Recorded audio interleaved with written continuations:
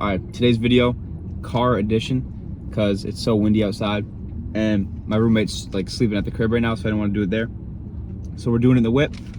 Today we're talking about pros and cons of isolation periods. Now, from my experience, so earlier this year, like late last year, early this year, I had a ton of shit going on in my life, big life changes, events going on, and I was just living at my home in Plymouth with my family, and I had this urge to just like move out, live alone, process everything, and yeah, just take some time alone and make sure that I'm working on myself and not distracting myself from what I need to be going through.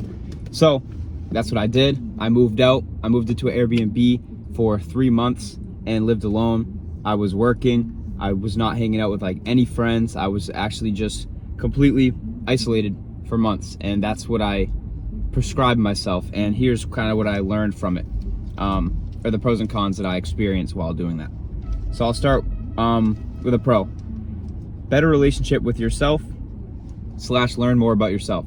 So if you have so much time alone just with yourself, you're gonna figure out how to spend time with yourself, you know, the types of things that you enjoy doing, and just if you're always kind of looking at your own behavior and the things that are going on in your life and processing, you just learn so much about yourself and how you act, why you act certain ways. And for me, I was always journaling. I was doing video vlogs like this to myself, just talking out loud, processing things. And that amount of like just constant looking at myself, I learned a lot of the habits that I pick up and the reasons behind why I do certain things and how to work on them, and goods and bads, both, you know, good things about myself, bad things about myself, and just learned a lot about myself, who I am as a person, my character. And that's definitely a pro.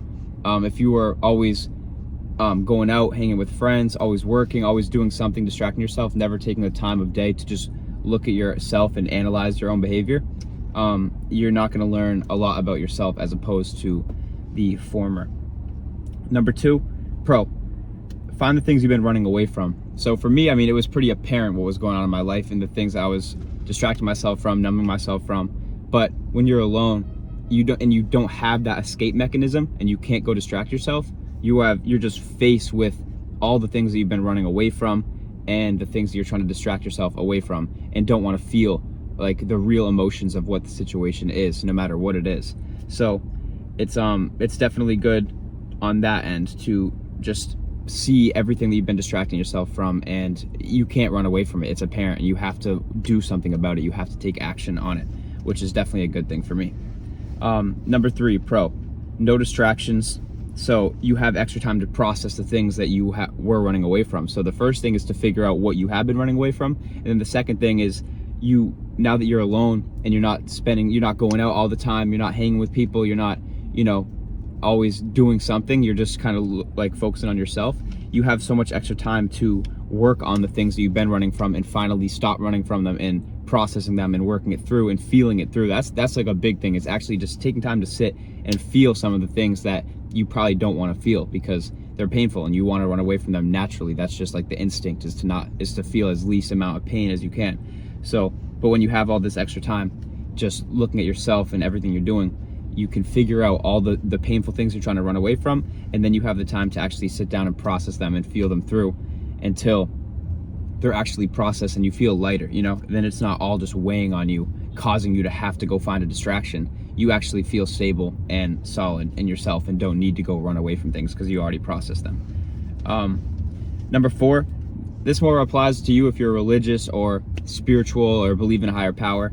Your relationship with the higher power definitely gets higher. Like if you're talking to less people, you're just alone, it kind of just pushes you to start to just connect with existence and the universe and just kind of form a relationship behind that and the things that are happening in your life and the causes behind it.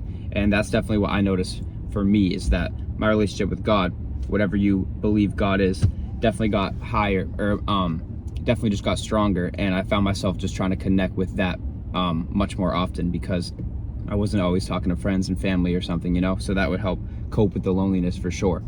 Number 5 is that you're forced to start putting yourself first. It's like working on personal goals, your work, your hobbies, any healing that you're supposed to be doing, you have to put yourself first. Now, I know for me, I've had issues with friends where like I will put them first in a sense, and always like I wouldn't want, like I talked about this in the last video, not knowing how to say no. Like I would agree to things that I didn't want to do so they wouldn't be disappointed that I'm not pulling up or not showing up. So when you're alone and isolated, you have to put yourself first. You're not gonna be saying yes to other people and ignoring yourself and doing things with them instead of just looking at yourself. You're gonna be forced to just sit with yourself and process everything. So yeah, you're gonna start putting yourself first, and then once you have all this extra time, it's like, all right, I'm not hanging out with people.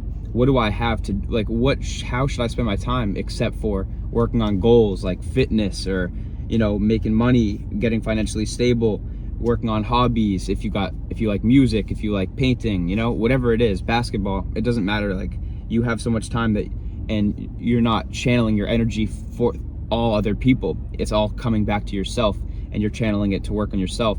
And add that with the time that you have now, it's the perfect recipe to just put yourself first and work on everything that you've been putting off and should be working on to become a better person. Last one for pros: build confidence and independence. Like, to finally be able to know that you are good and you don't need anybody else, and you're confident in your ability to be independent and be solid on your own and not rely on anybody, not need anybody's shoulder to lean on all the time. Now, what I realize is a lot of people hop into relationships, whether it's friendships or romantic relationships, because they need that support system. They have a void that needs to be filled by having somebody else who can help them emotionally. So, but if you're completely solid, right, and you're good you're independent, you don't need anybody else to be solid, you know that you're good on your own, you're never gonna hop into a relationship with a bad intention. Now, it might not even be intentional. It might be you're subconsciously hopping into a relationship to help with whatever emotional things that you need to deal with. But if you're solid on your own and you've proven to yourself that you don't need anybody else to be good, you can exist, work on your things, be happy, everything on your own, then you're going to be much more clear-minded when you're choosing your relationships with people, because you don't need anything from them. You're good on your own.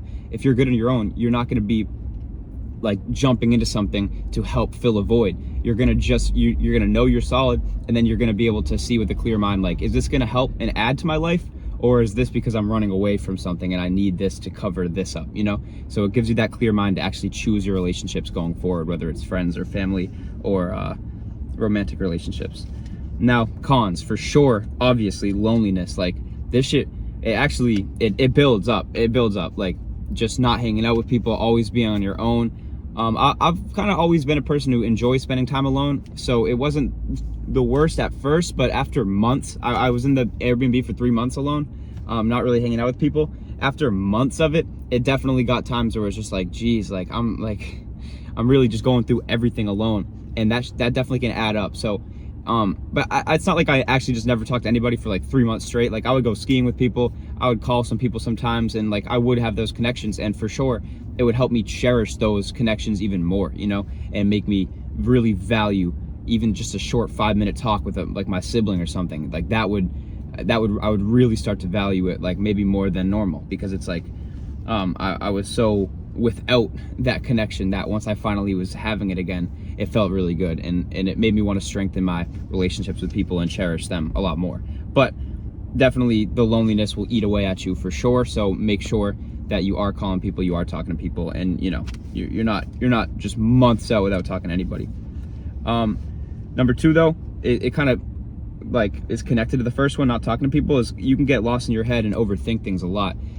Because I think as humans, it's just common that if you're going through something, you want to talk to somebody else, hear their perspective, get some advice, kind of validate what you're experiencing. And if they agree that like what you're experiencing is normal, if how you feel is valid, you know what I'm saying? So to not have somebody to talk to all the time and explain what you're going through and have them like react a certain way and be like, yeah, that makes sense, like I understand that, you can kind of start to get in your head a lot and start to, like, the lines get blurred as to what is real and what isn't, it's difficult. So loneliness just feels bad, but then also you can get lost in your head if you're not talking to people and grounding yourself with other people's perspectives.